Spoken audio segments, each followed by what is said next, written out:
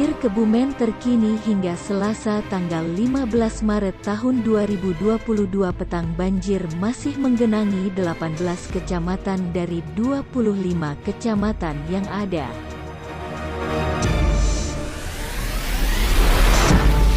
Data terupdate banjir Kebumen terkini memaksa sebanyak 1.293 warga desa Kedungworu dilaporkan telah mengungsi. Ketinggian air masih mencapai 1 meter.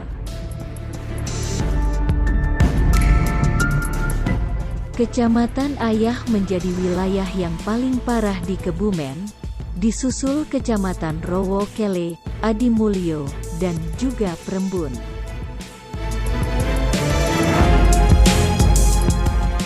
Semua warga yang terdampak sudah dievakuasi di tempat pengungsian.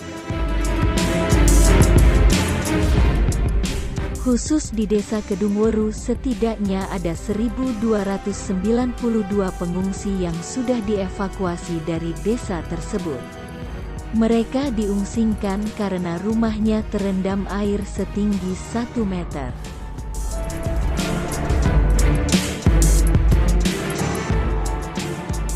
Hingga Selasa pagi menyebabkan sejumlah kecamatan di Kebumen terendam banjir.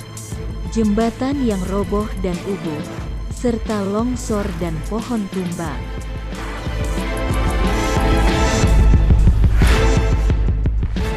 Satu orang korban meninggal dunia, adalah anak umur 3 tahun warga desa Arjosari, Adimulyo.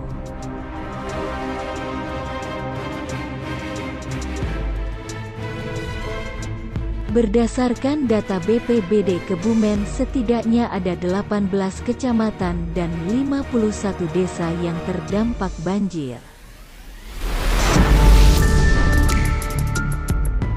Semua warga yang terdampak sudah dievakuasi di tempat pengungsian. Demikian berita dari Kebumen, Jawa Tengah.